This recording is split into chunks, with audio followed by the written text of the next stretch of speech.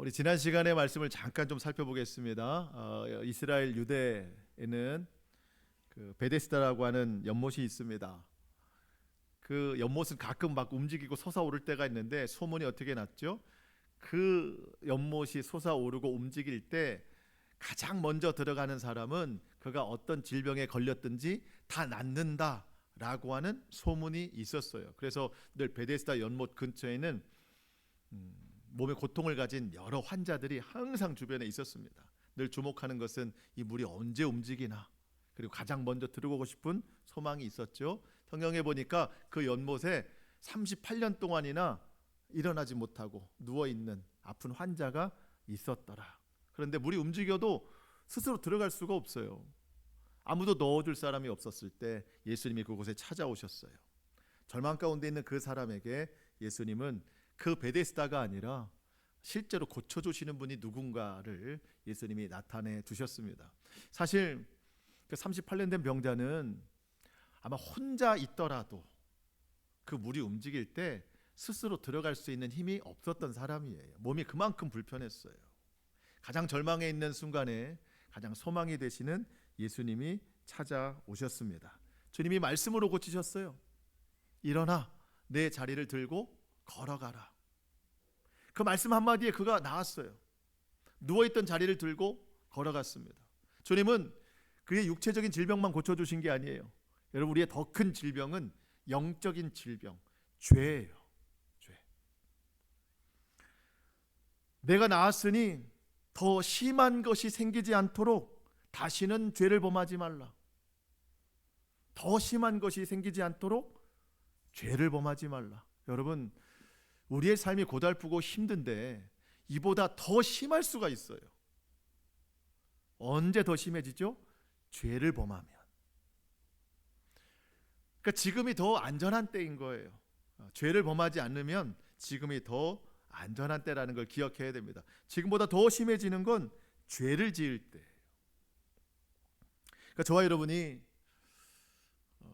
베데스다라고 하는 세상에 여전히 머뭇머뭇하지 말고 그 가운데 찾아오신 예수님을 만나야 되고, 또 더 인생이 심해지기 전에 우리가 죄를 멀리하고 하나님의 말씀을 가까이 하는 저와 여러분이 될 수 있기를 축복합니다. 38년 된 병자가 나았는데요, 사람들이 주목하기 시작합니다. 일반적으로 뭘 주목해야 되죠?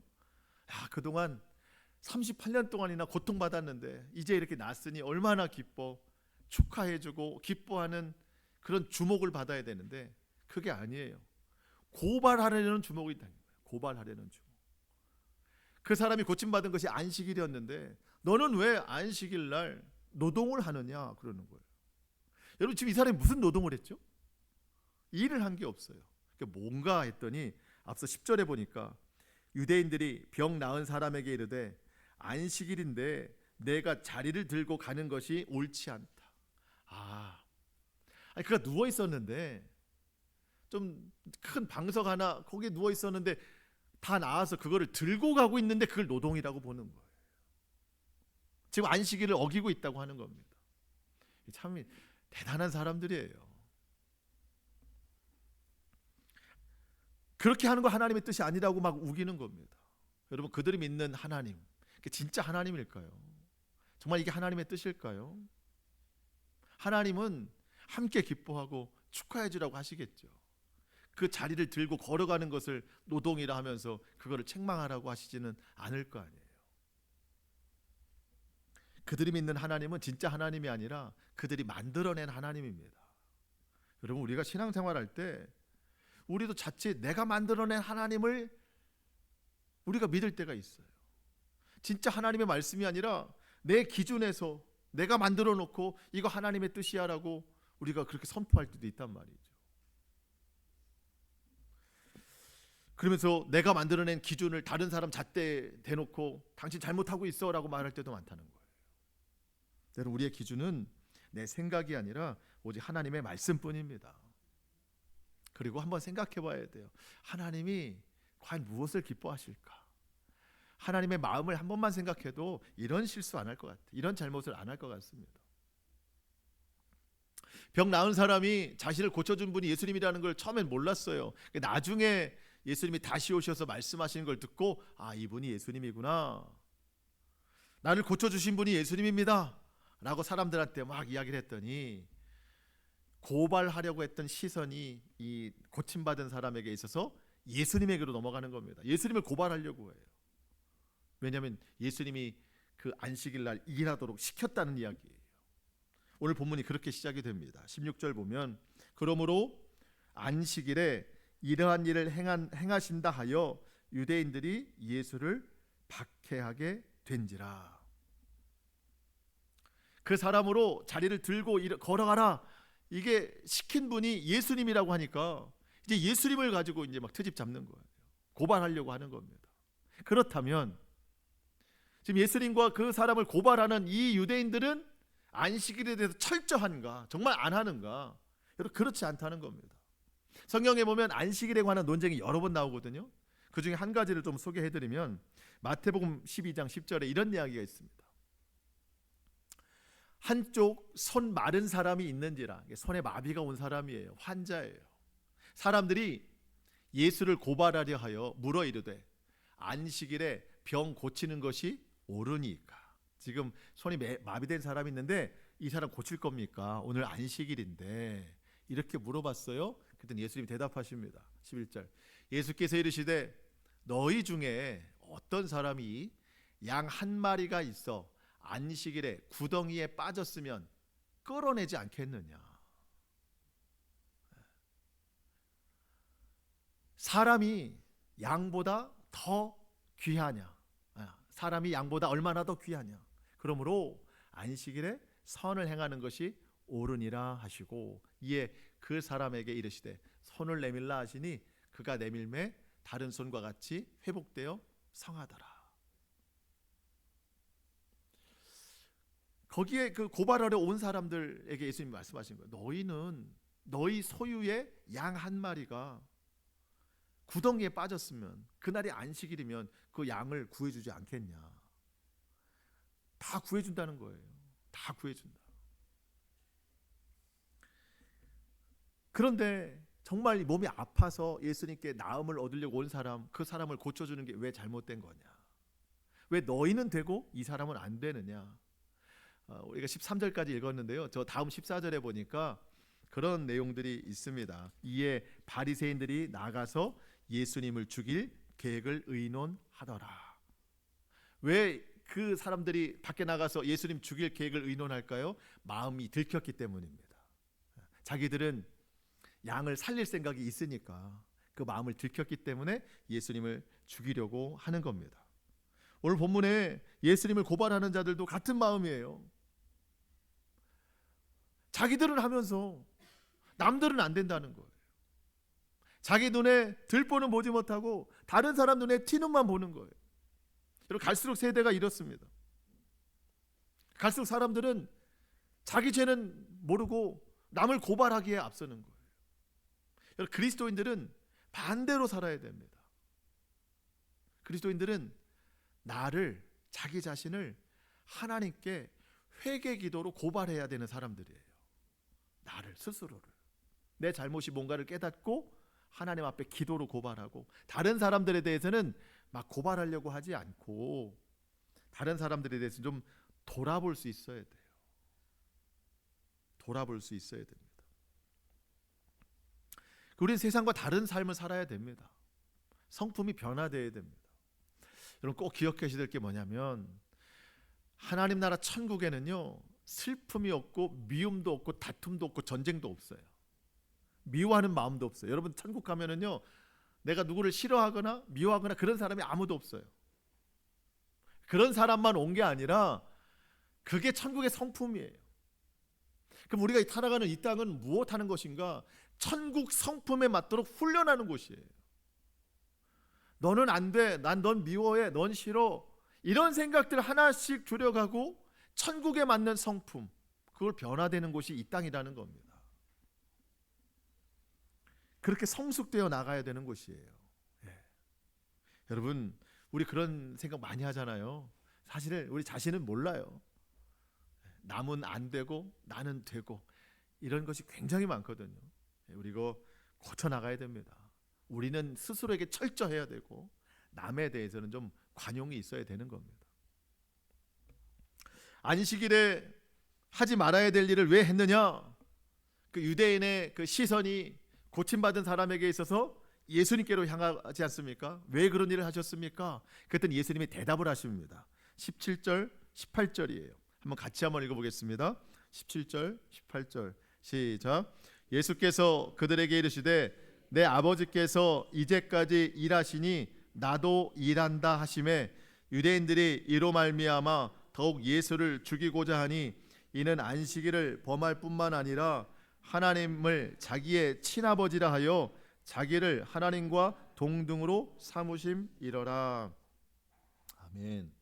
왜 안식일에 사람을 고치시고 왜 안식일에 자리를 들고 걸어가라고 하셨습니까? 라고 물으니까 예수님이 대답하십니다. 내 아버지가 일하시니까 나도 일하는 겁니다. 내 아버지가 일하니까 나도 지금 일하는 겁니다. 자, 여러분, 예수님이 고치신 날이 어떤 날이라고요? 안식일입니다. 안식일. 지금으로 말하면 주일이라고 볼 수 있는 거죠. 주일. 자, 여러분, 예수님 오늘 주일, 하나님은 주일날 쉬실까요? 일하실까요? 주일날 하나님은 일하실까요? 쉬실까요? 하나님은 일하십니다. 하나님이 주일날 쉬시잖아요. 온 인류가 멸망합니다. 여러분, 하나님이 만드신 온 피조 세계, 오늘은 해가 아직 안 뜬 것 같죠? 해가 뜨고 해가 지고 달이 뜨고 별이 뜨고 바람이 불고 온 우주 행성들이 다 질서 있게 움직이고, 여러분 이게 다 하나님이 하시는 거예요. 하나님이 지금도 움직이고 일하고 계시는 거예요. 하나님이 잠깐이라도 그 일을 쉬시면은요, 온 인류는 다 망합니다.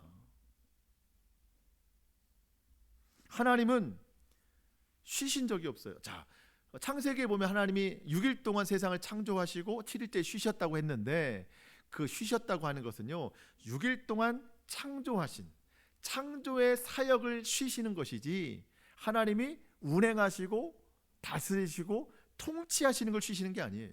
하나님은 한 번도 쉬신 적이 없어요. 내 아버지가 일하고 계시니까 나도 당연히 일하는 거다.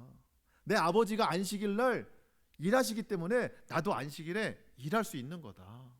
고칠 수 있는 거다. 자리를 들고 걸어가라고 할 수 있는 거다. 예수님이 이렇게 말씀하셨습니다. 사람들이 더 이제 분노하기 시작해요. 안식일에 관한 문제도 안 끝났는데 하나님을 내 아버지라고 부르니, 사람들이 예수님을 신성모독이라고 하는 거예요. 어떻게 하나님의 아들이 사람일 수가 있는가 하면서 예수님을 죽이려고 하는 거예요. 신성모독이라고 하는 겁니다. 여러분, 누가 신성모독하는 거예요? 예수님이 하는 거예요? 유대인들이 하는 거예요? 유대인들이 하는 거죠. 하나님의 아들은 하나님이에요. 그분을 왜 신성모독하죠? 여러분, 한번 생각해 보세요. 예수님이 하나님의 아들로서 인간의 몸으로 오셨기 때문에 우리를 구원하실 수 있는 거예요. 그러니까 지금 이 사람들은요, 자기들이 구원받지 못할 말들을 하고 있는 거예요. 당신이 하나님의 아들이라고? 그 신성모독이야. 그런 일은 있을 수 없어. 만약 예수님이 하나님의 아들로서 사람의 몸으로 이 땅에 오시지 않았다면 우리는 아무 것으로도 구원받을 수 없어요. 우리는 오직 예수님으로만 구원받을 수 있는데, 그 구원의 유일한 분을 이 사람들은 모독하고 있는 거예요. 다른 것으로 구원받으려고 생각하고 있는 겁니다. 이게 얼마나 무지하고 잘못된 건지 몰라요. 여러분, 우리는 예수님 아니면 구원받을 수가 없어요. 예수님이 하나님의 아들로서 사람의 몸으로 이 땅에 오셨기 때문에 우리를 구원하신 것이지 다른 방법으로는 구원받을 수 없어요. 우리가 그 은혜만으로도 평생 감사하고 찬양해도 모자란 거거든요. 근데 이 사람들은 지금 무지해서 그 구원의 유일하신 이름을 죽이려고 하는 거예요.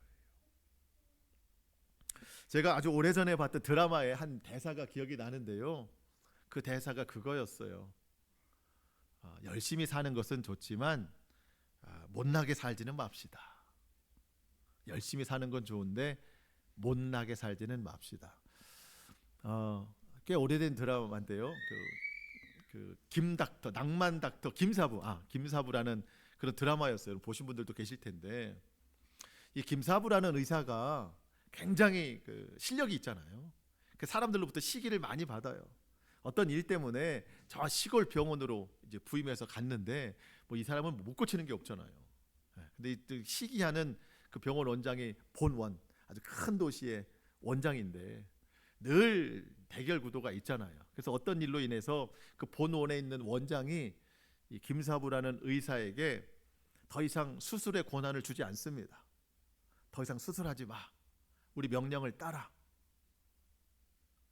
시기해서 그러는 거예요. 수술하지 마. 그래서 이제 감시단까지 보내는 거예요. 그 병원까지.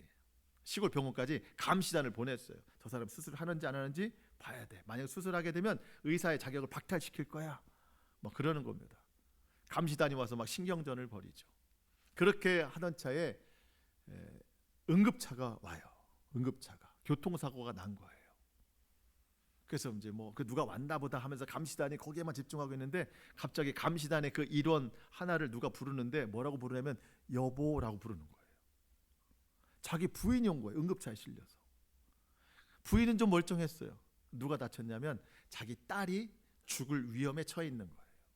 교통사고 나가지고. 근데 그 딸을 수술하고 고칠 수 있는 의사는 누구밖에 없어요.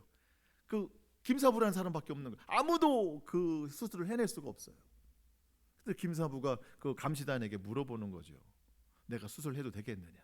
이 사람이 부르르 떨면서 하지 말라고 그래요. 시간이 지체되면 당신 딸이 죽을 수도 있어. 그랬더니 부르르 떨면서 하지 말라는 거예요. 법은 법이라는 거예요. 근데 그 의사가 나는 해야 되겠다. 내 병원에 온 환자를 난 고쳐야 되겠다 하면서 모든 걸 뚫고 가서 막 수술을 해서 살려냅니다. 그랬더니 그 감시단이 와서 뭐 얼굴을 들 수가 없잖아요. 내가 당신에게 뭘 해줬으면 좋겠습니까? 라고 물어봐요. 그때 했던 대사예요. 열심히 사는 건 좋은데 못나게 살지는 맙시다. 사람이 왜 사는지 그 이유는 좀 알고 삽시다 라고 그 대사가 끝나요. 열심히 사는 건 좋은데 못나게 살지는 맙시다. 오늘 예수님을 고발하는 이 사람들에게 하시는 말씀 같아요. 그래, 너희가 율법 안식일 잘 지킨다고 하는 것 같은데, 열심히 하는 것 같은데 못나게 살지는 좀 말자. 죽어가는 사람 살려내는 거, 이게 더 하나님이 기뻐하시는 일이 아니겠느냐. 하나님이 지금도 일하시는데 그 하나님이 일하시는 거를 막겠느냐. 인생이 살아가는 이유를 좀 알아라. 아마 그렇게 좀 말씀하시는 것 같습니다. 저와 여러분이 좀 못나게 살진 않았으면 좋겠습니다. 우리가 이유를 알고 살아가야 돼요. 왜 살고 있는지. 지금 이 무지한 사람들, 자기를 구원하러 오신 그 예수님 한 분, 그분만이 구원인데 지금 그분을 지금 죽이려고 하고 있는 거잖아요. 신성모독이라고 하고 있는 거잖아요. 잘 모르고 하는 일입니다. 그런데도 예수님은 그들을 구원하시려고 왜 예수님이 하나님의 아들로 오셨는지를 설명해 주세요. 참 예수님의 사랑이 한이 없습니다. 그 설명의 내용을 좀 볼까요? 19절로 20절입니다. 그러므로 예수께서 그들에게 이르시되 내가 진실로 진실로 너희에게 이르노니 아들이 아버지께서 하시는 일을 보지 않고는 아무것도 스스로 할 수 없나니 아버지께서 행하시는 그것을 아들도 그와 같이 행하느니라. 아버지께서 아들을 사랑하사 자기가 행하시는 것을 다 아들에게 보이시고 또 그보다 더 큰 일을 보이사 너희로 놀랍게 여기게 하시리라. 여러분, 우리나라도 그런 경우 많이 있는데요. 이스라엘은요, 대부분 아버지가 하는 일을 아들이 물려받습니다. 이게 보통이에요. 성경시대는 더 그래요. 성경시대. 여러분, 예수님의 그 육신의 아버지가 요셉입니다. 직업이 뭐였죠? 목수였어요. 목수 요셉의 아들. 그러면 사람들이 그 아들도 다 뭐다? 목수구나, 이렇게 이해를 한단 말이에요. 설명 안 해줘도.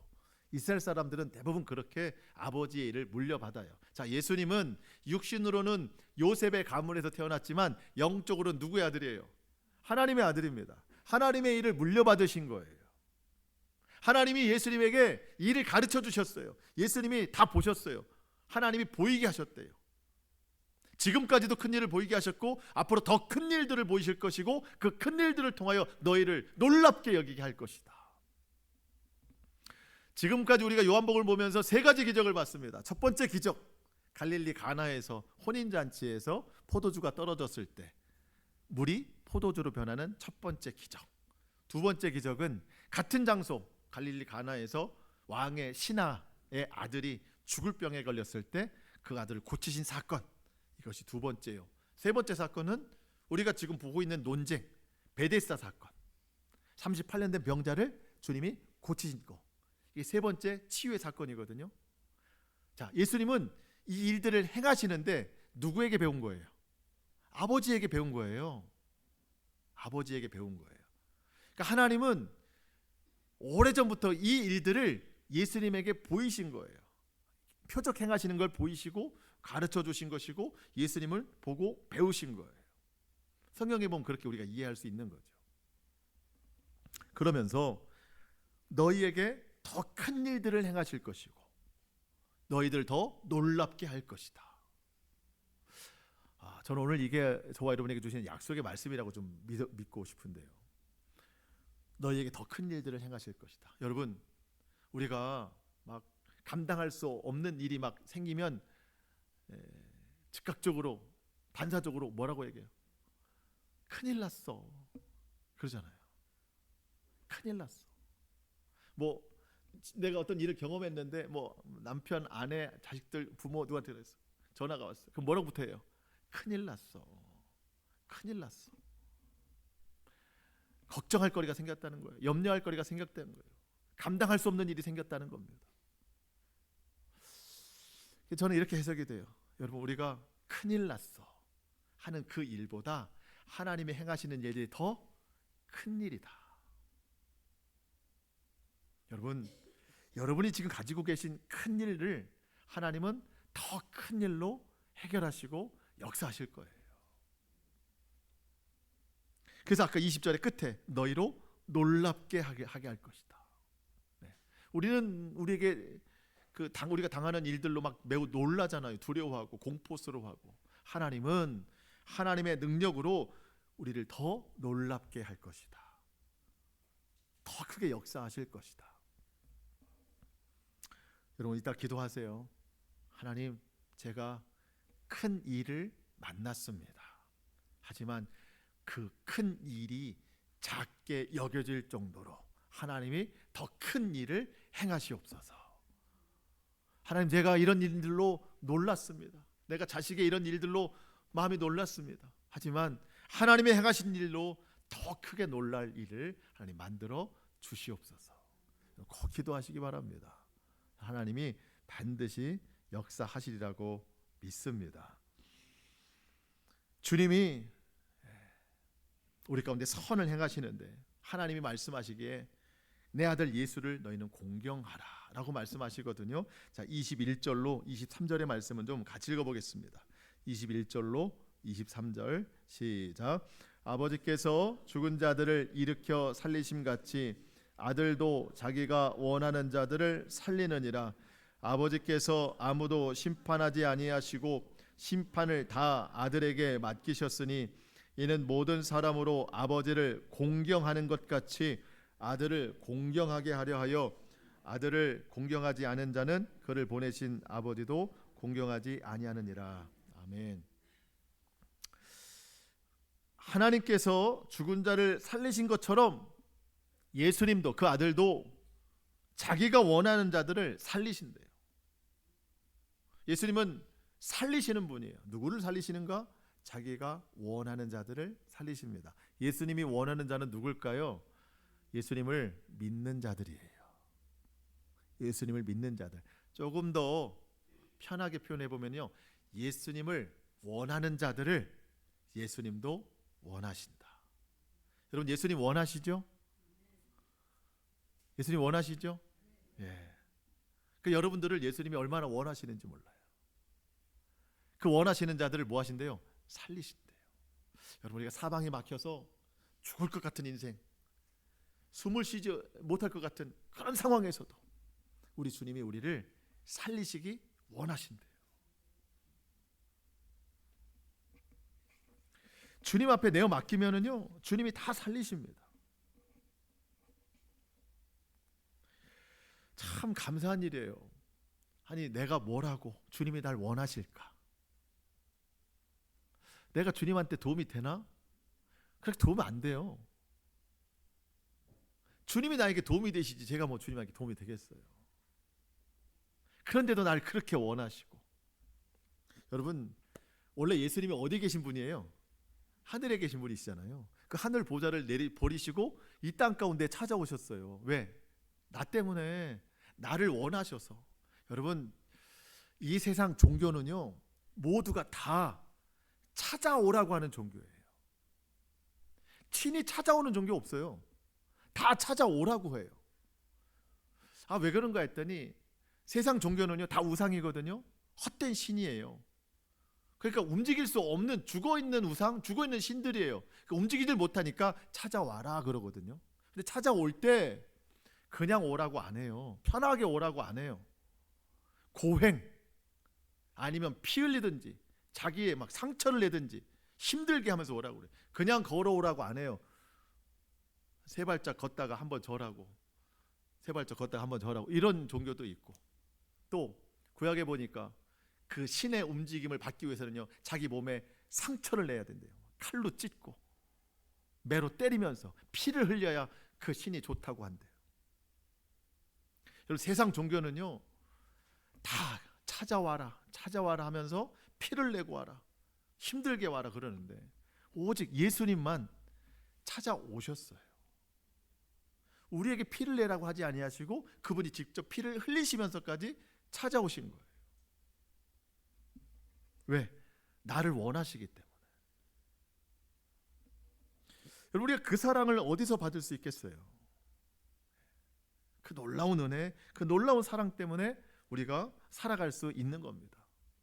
여러분, 그 세상 앞에 절하지 않고 살아계신 하나님 앞에 이렇게 예배할 수 있는 게 얼마나 감사한지 몰라요. 지금 유대인들은 그거 알지 못해가지고 그렇게 원하셔서 찾아오신 예수님을 죽이려고 하고 있고 신성모독이라고 하고 있는 거예요. 이게 얼마나 무지한 일이에요. 저와 여러분이 이런 무지함에 빠지면 안 됩니다. 하나님께서 말씀하세요. 나의 모든 권한, 모든 권세, 심판의 권한을 다 내 아들에게 줬으니 그 아들을 공경해라. 그 아들을 공경해라. 오직 그 아들에게만 모든 권세가 있다. 24절 보니까 내가 진실로 진실로 너희에게 이르노니 내 말을 듣고 또 나를 보내신 이를 믿는 자는 영생을 얻었고 심판에 이르지 아니하나니 사망에서 생명으로 옮겨졌느니라. 예수님을 믿고 그 말씀에 순종하는 자, 그가 구원에 있답니다. 여러분, 예수님을 공경하래요. 예수님을 공경하래요. 어떻게 하면 예수님을 공경할 수 있을까요? 가만히 생각해 봤어요. 예수님 필요한 게 뭐가 있나? 그분은 하나님이시거든요. 필요한 게 없으세요. 그럼 예수님을 공경할 수 있는 방법이 무엇일까? 그분은 다 있으신데 한 가지 없는 게 있어요. 그게 뭘까요? 나의 사랑이에요. 주님은 내가 주님 사랑하기를 원하세요.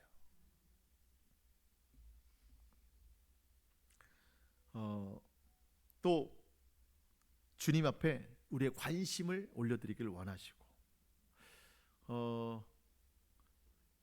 저희 이제 부모님이 계시는데 제가 할 수 있는 게 없어요. 또 멀리도 떨어지고 계시지만 뭐 자주 찾아뵐 수도 없고, 그래서 저는 연락만 자주 드리거든요. 연락만 자주 드려요.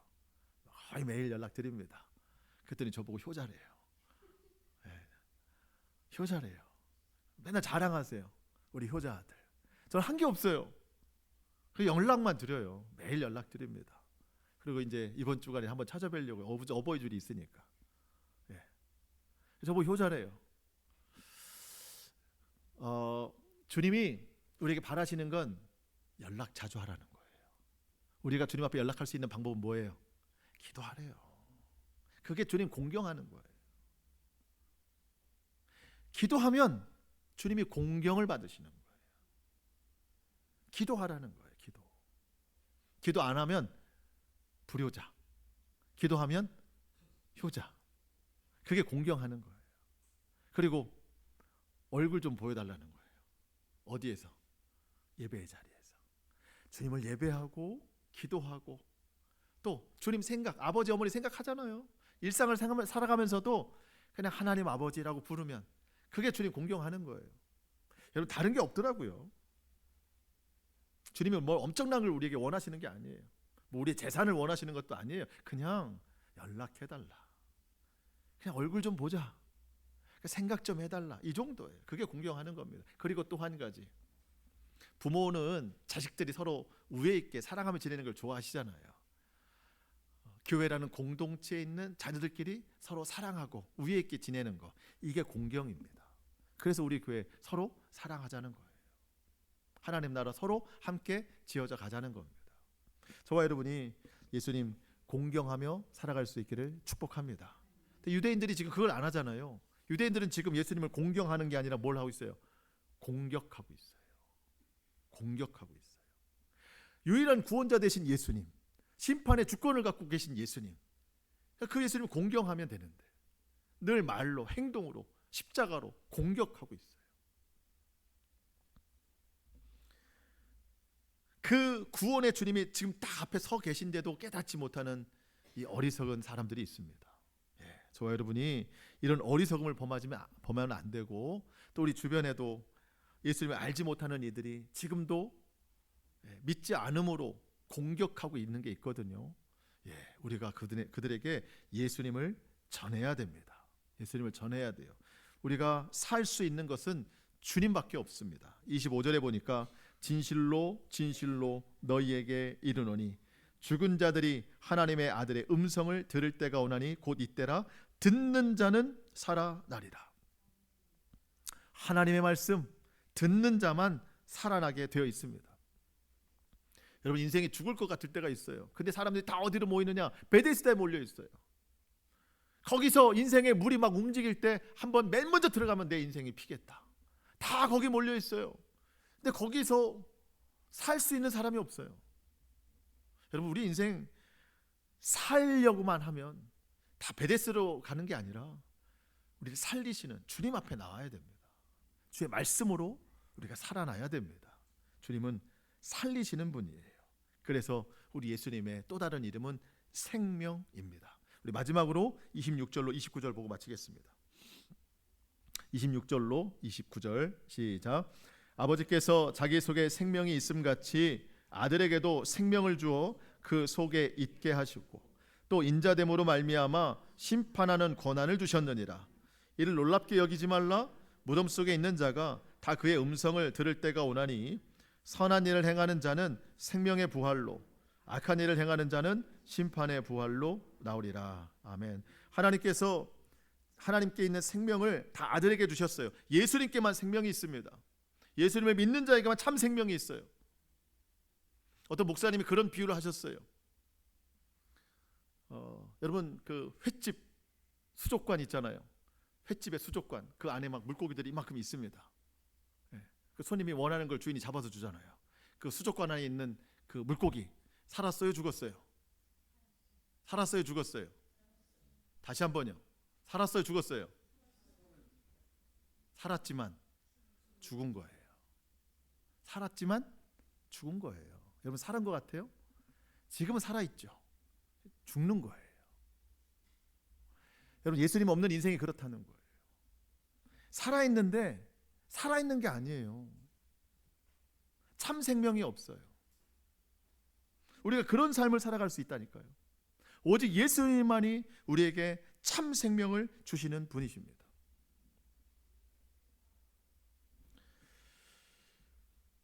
(29절) 맨 끝에 보니까 선한 일을 행하는 자는 생명의 부활로 나오고 악한 일을 행하는 자는 심판의 부활로 나온대요. 여러분, 우리가 주님 다시 오시면 무덤에 있는 자들도 깨어나서 천국으로 올라가고 살아있는 자들도 들려 올라가는데, 여러분, 우리만 부활하는 게 아닙니다. 악한 자들도 부활하는데 믿는 자들은 영원한 생명을 얻고, 믿지 않는 자들, 악한 자들은 영벌, 영원한 벌, 심판을 받는 겁니다. 모든 사람이 다 부활해요. 천국 가느냐 지옥 가느냐 차이가 있습니다. 선을 행하는 사람들은 천국 간대요. 여러분, 착한 일 하라는 게 아닙니다. 착한 일 한다고 천국 가는 게 아니에요. 우리가 할 수 있는 가장 선한 것은 선하신 예수님을 믿는 일이에요. 그게 가장 선한 일입니다. 예수님을 믿는 것이 선한 일이고, 여러분 악한 일, 요즘에 흉악한 범죄들이 너무 많은데 물론 그 악한 일들도 심판의 대상이 되기는 하지만, 여러분 흉악한 죄인도 강도도 예수님에게 주여 내 영혼을 부탁하나이다 그랬더니 주님이 그를 구원하셨어요. 세상의 악한 일, 나쁜 일이지만 철저하게 회개하면 주님이 용서하시고 구원에 이르는데, 가장 악한 일은 뭐예요? 예수님을 믿지 않는 일입니다. 예수님을 안 믿으면 구원받을 수가 없어요. 예수님을 믿는 우리는 천국으로 부활하고, 믿지 않는 영혼들은 심판으로 부활한다. 무서운 이야기입니다. 여러분 내가 구원받는다고 다행스럽다 그것으로만 끝날 게 아니잖아요. 믿지 않는 영혼들 심판으로 부활하지 않도록 우리가 저들을 위해서 기도하고 복음 전해야 됩니다. 주의 사랑을 전해야 됩니다. 여러분 급한 일이에요. 우리 가정의 달을 맞이해서 우리 가족들 구원해야 됩니다. 내가 먼저 예수의 사랑을 실천하고, 예수님이 나를 원하시고 예수님이 공경을 원하시는 것처럼 내가 주를 위해 사랑할 때 주님께서 우리의 가정을 또 지켜주시라고 믿습니다. 우리가 그렇게 주의 합당한 삶을 살아내는 저와 여러분 될 수 있기를 주님의 이름으로 축복합니다. 아멘. 우리 기도하겠습니다.